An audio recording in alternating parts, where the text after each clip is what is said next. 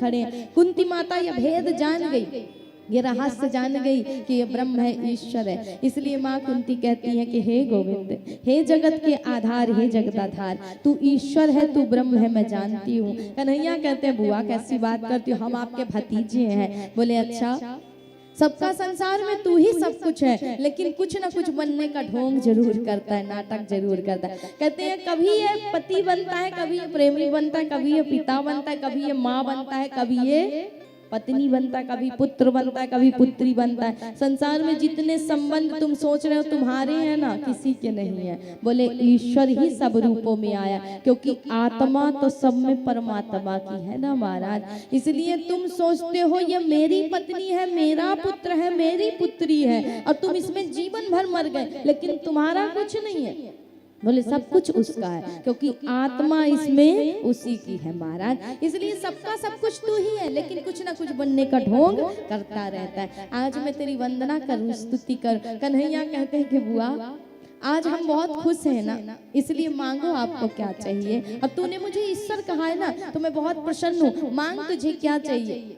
सबने कुछ ना कुछ मांगा, लेकिन कुंती माता कहती देना है लाला तो इतना दे दे कि दुख दे दे मुझे। बोले दुख भी मांगने की चीज है, दुख क्यों मांगती है। माँ कुंती कहती है कि सुख के माथे सिल पड़े जो हरि हृदय से जा, और बलिहारी वा दुख की जो पल पल नाम रटा।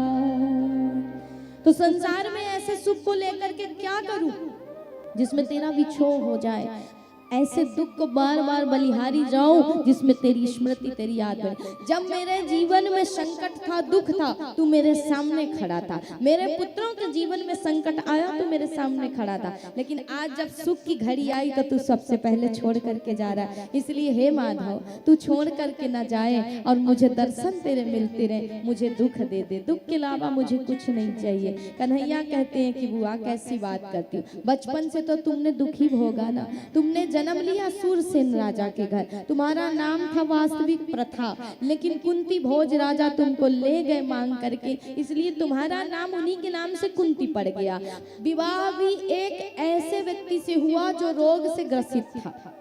संतान की तो तुम्हारे पास कोई कामना ही नहीं हो सकती, लेकिन दुर्वासा जी के मंत्रों के प्रभाव से भगवान ने तुम पर कृपा की और ईश्वर के देव के ही अनेक रूपों में तुम्हारे घर 5-5 पुत्र आए। उन पुत्रों के जीवन में भी इतना संकट आया, लेकिन आज जब सुख मिला उसके बाद भी तुम दुख मांगती हो। दुख लेकर के क्या करोगी।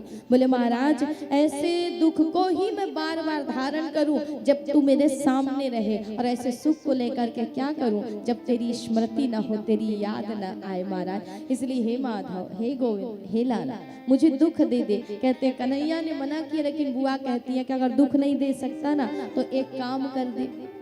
क्या काम कर दे। बोले महाराज मेरी जो ये आसक्ति की डोरी है ना, स्नेह का जो बंधन है, इसे काट दे।